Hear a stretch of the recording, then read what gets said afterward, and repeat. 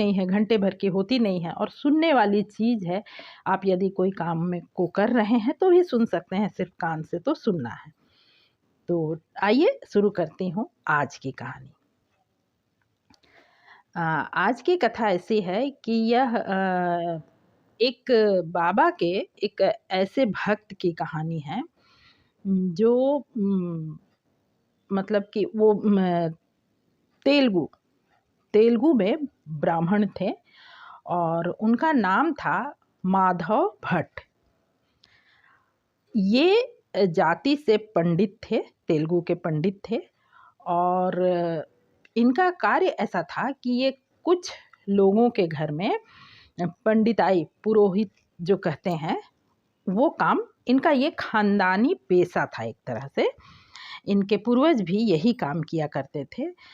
तो श्रोताओं, आप में से बहुत लोग ये बात को जानते समझते होंगे कि अब के समय में और शहरी क्षेत्र में तो ऐसा मतलब सिस्टम बहुत कम ही देखने को मिलता है। शहरों में तो जैसे जब किसी को किसी पूजा पाठ की ज़रूरत हो तो वो अपने जानने वाले से ऐसे वैसे करके किसी पंडित के बारे में पता करते हैं और करा लेते हैं। कुछ लोगों का यहाँ शहर में भी है कि हाँ, कोई एक पंडित होते हैं जो पुराने हो गए हैं, बहुत दिनों से रह रहे हैं, तो किसी एक पंडित से वो पूजा पाठ करवाते हैं, शादी विवाह या कोई भी ऐसी अनुष्ठान। पर गाँवों में आज भी है कि एक यदि कोई पंडित है ना तो उसका एक ये सिस्टम है कि वो कुछ घरों को विशेषकर उसे पुरोहित कहते हैं और कुछ घरों को वो उनका एकदम फिक्स होता है कि वो उन घरों में होने वाले जितने भी धार्मिक अनुष्ठान हैं, पूजा पाठ, शादी विवाह, इस तरह के जितने भी संस्करण होते हैं, नाम संस्करण है, जनेऊ संस्करण है, जो भी है, ये सारे वो उनका फिक्स होता है कि वही पंडित कराएंगे और ये सिस्टम पुश्त दर पुश्त चलता रहता है। तो ऐसे ही पुरोहित, ऐसे ही पंडित थे माधव भट्ट और उनका गांव में जैसे बहुत से लोगों के घर में कुछ लोगों का होता है, उनका एक ही से नहीं होता। गांव के कुछ लोग उनके जजमानी, उसे हमारी तरफ तो जजमानी कहते हैं, होते हैं, जो फिक्स होता है कि इन घरों का जितनी भी काम है वो पूजा पाठ वगैरह धार्मिक अनुष्ठान वही करेंगे। तो ऐसे ही व्यक्ति में एक व्यक्ति थे जो कि बाबा के भक्त थे, साईं बाबा के भक्त थे। उनके घर का भी ये पूजा अनुष्ठान कराते थे और ये इनका मतलब खानदानी कुछ पुश्त से उस घर से इनके पूर्वजों का नाता जुड़ा हुआ था। तो पिछले पुश्त में तो वो लोग साईं भक्त नहीं रहे होंगे, पर जिस पुश्त में माधव भट्ट जिनकी सेवा कर रहे थे, धार्मिक पूजा पाठ करवा रहे थे, वो लोग बाबा के भक्त थे। और ऐसा था कि वे किसी सरकारी मतलब प्रधानी था उनका, सरकार में कुछ अच्छे पद पर वो आसीन थे, अच्छे पद पर थे और अच्छी स्थिति थी, अच्छा रुतबा था उनका। अब जाहिर सी बात है कि रुतबा अच्छा था, हैसियत अच्छी थी, तो दान दक्षिणा भी अच्छे मिलते रहे होंगे और वैसे भी उनका वो पूर्वजों से उस घर से उनका नाता था, तो छोड़ तो वो नहीं सकते थे। पर माधव भट्ट जो थे वो कट्टर शिव भक्त थे। यहाँ मैं कट्टर शब्द इस्तेमाल इस मामले में इस कारण से कर रही हूँ कि देखिए, होता ये है ना कि बाकी धर्मों का तो मैं नहीं जानती, पर मैं सनातन धर्म के बारे में बात कर रही हूँ कि हमारे सनातन धर्म में तो बहुत से देवता हैं, एक ही देवी देवता तो नहीं है। तो ऐसा होता है कि कुछ लोग किसी एक, जैसे कोई राम भक्त हैं, कोई शिव भक्त हैं, कोई किसी देवी से अधिक जुड़ जाते हैं, इस तरह की चीज़ें होती है।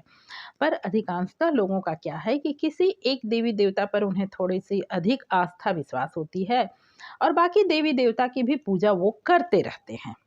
तीज त्यौहार आया, मानिए कि कोई शिव भक्त है तो सिर्फ शिवरात्रि ही नहीं करेगा, यदि रामनवमी आए तो रामनवमी का आयोजन भी करेगा, यदि कोई देवी का व्रत आता है, दीपावली है तो लक्ष्मी पूजन गणेश पूजन भी करेगा। ऐसा होता है, जनरली आम लोग ऐसे ही होते हैं।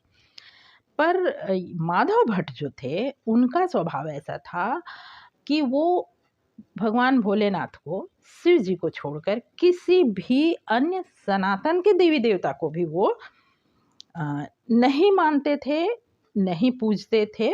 हाँ, अनादर ना करे, पर वो पूजते मानते नहीं थे। इस तरह का उनका स्वभाव था। और यहाँ तो उनके इन जजमान के यहाँ तो स्थिति ये थी कि ये तो साईं बाबा के भक्त थे।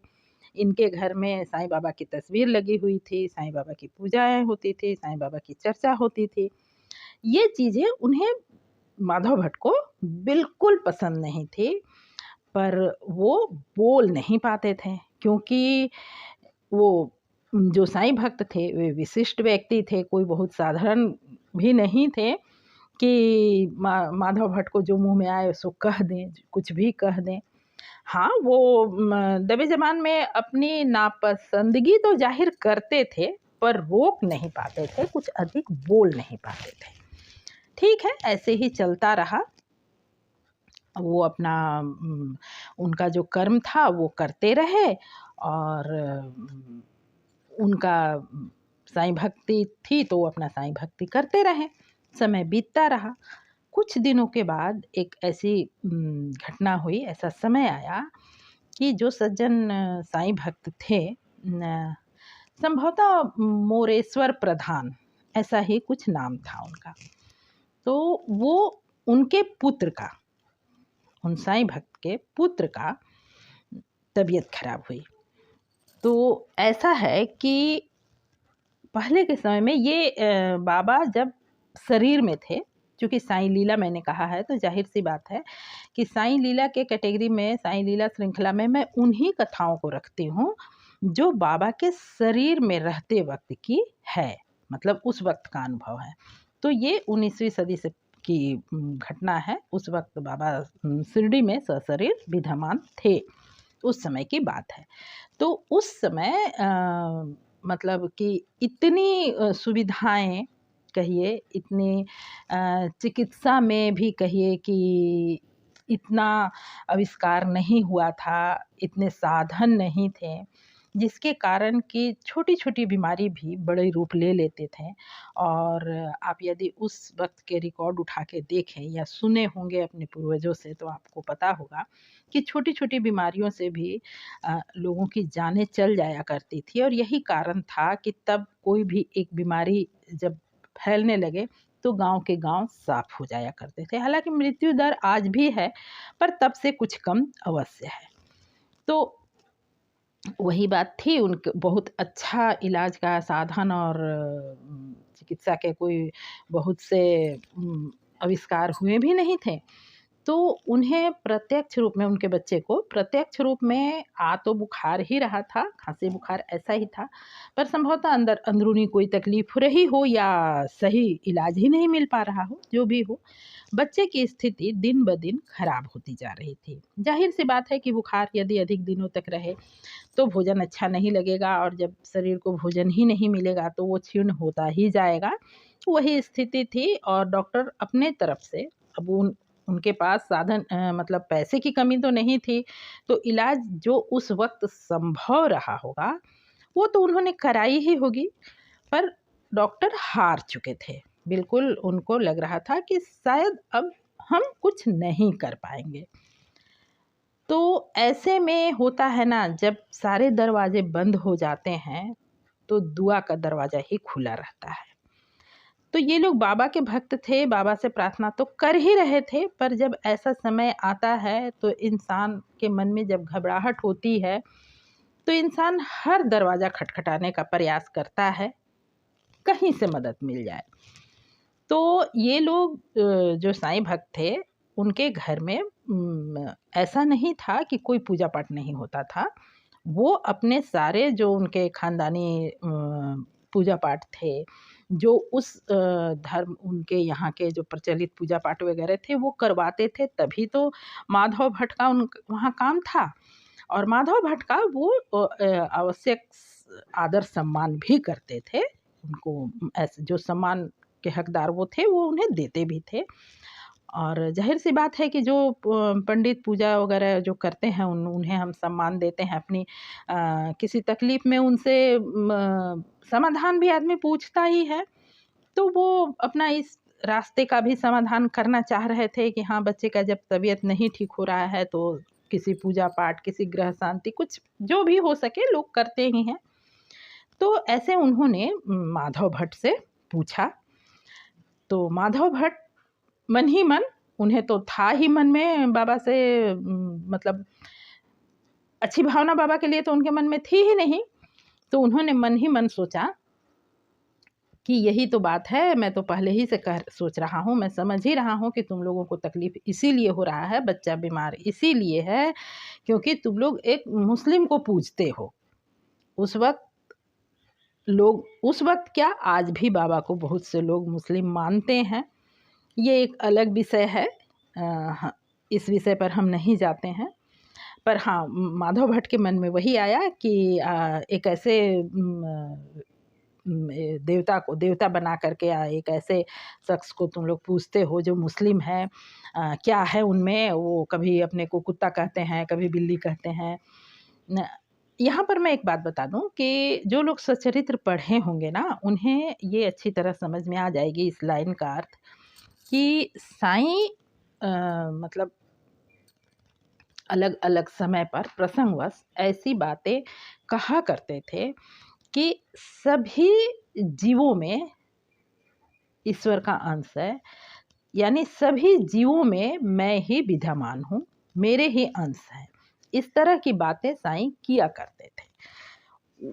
वो सब बातें उनके कानों में पड़ती रही होंगी क्योंकि ये साईं भक्त का परिवार था ही, या उस वक्त भी बाबा की प्रसिद्धि अच्छी तरह से फैल चुकी थी। तो ये इन सब बातों को माधव भट्ट सुना करते होंगे, सुने होंगे, उनके जानकारी में ये बातें थी कि बाबा इस तरह की बातें कहते हैं। अब देखिए, बाबा की तो हर लीला, हर बातें बहुत ही गहरे अर्थ लिए होते थे। हर किसी के समझ के परे की चीज़ तो थी ही, माधव भट्ट के भी समझ में नहीं आ पा रही होंगी जो भी।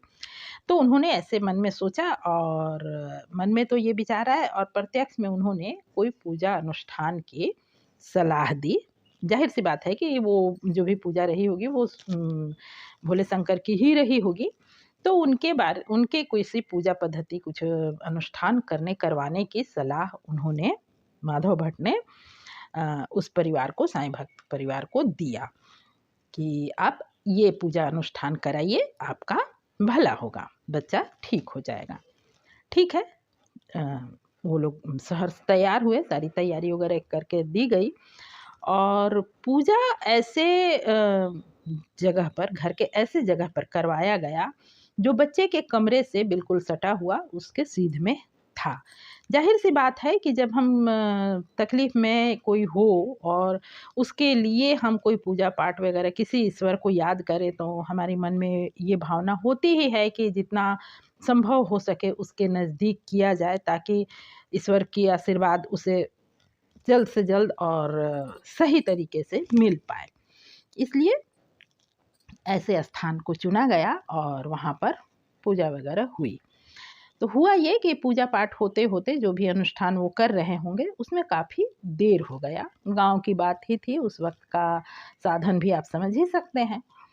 तो रात हो जाने के कारण माधव भट्ट को उन लोगों ने रात में वहीं रोक लिया कि आप आज रात में यहीं रुक जाइए। ठीक है, उनके अपने जजमान का घर था, रुकने में कोई बुराई नहीं थी, वो रुक गए। और उसी कमरे में जहाँ पूजा हुई थी उसी कमरे में उनके सोने की व्यवस्था कर दी गई और उसके सीध के कमरे में वो बच्चा था जिसकी तबीयत खराब थी। जाहिर सी बात है कि इस बच्चे के साथ परिवार के लोग तो रहे ही होंगे, कोई ना कोई उनके पास था। पर माधव भट्ट जिस कमरे में थे उस कमरे में वो अकेले थे, उसी कमरे में पूजा वगैरह दिन में उन्होंने की थी। तो हुआ ये कि रात्रि के समय जब वो गहरे नींद में थे, अचानक से माधव भट्ट को ऐसा लगा कि जैसे किसी ने उनके बिस्तर को ठोकर मारा या आहट हुई, उनकी नींद खुल गई। नींद खुली तो उन्होंने बिल्कुल अपने समीप बाबा को खड़े पाया। अब साईं भक्त के घर में वो पूजा पाठ करते थे, तो उस घर में साईं बाबा की तस्वीर लगी हुई थी। तस्वीर के कारण वो पहचानते तो थे साईं बाबा के प्रारूप को, साईं बाबा के रूप को। तो वो पहचान गए कि ये तो साईं बाबा ही हैं।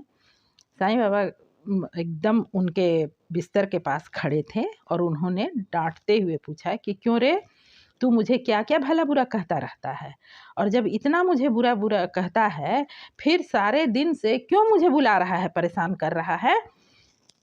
इस तरह के शब्द उन्होंने कहे। और सुनकर ये बातें कहने के बाद बाबा बच्चे के कमरे की ओर बढ़ गए। माधव भट्ट को थोड़ी सी भय सा हुआ, उनकी आंखें बंद हो गई।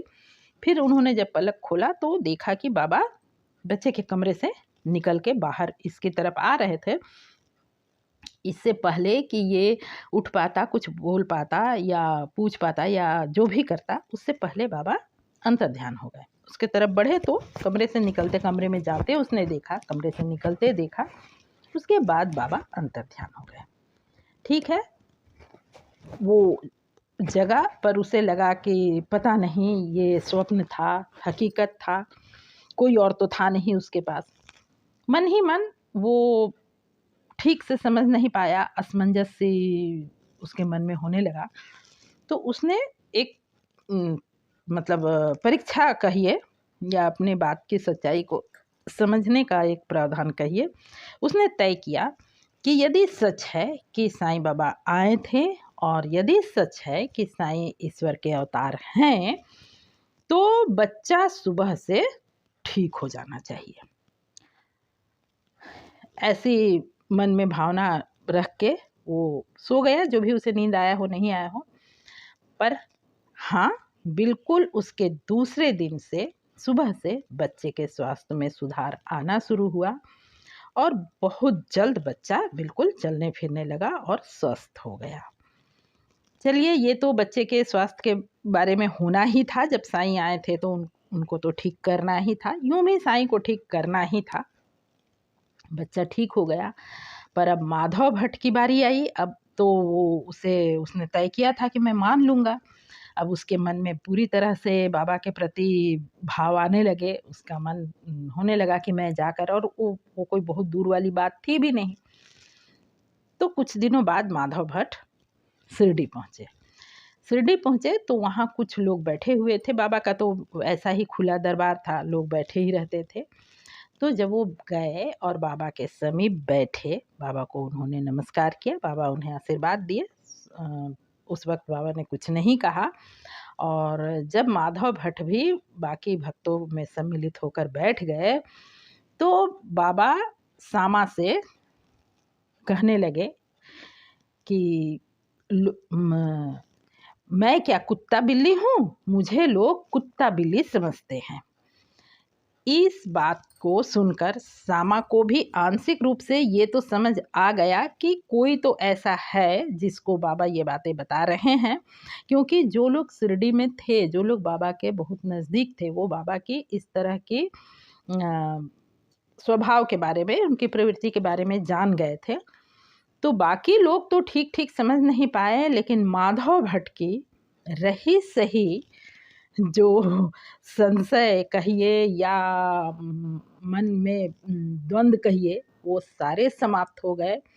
और उस पल माधव भट्ट तहे दिल से पूरे समर्पण के साथ बाबा के चरणों में नत हो गए।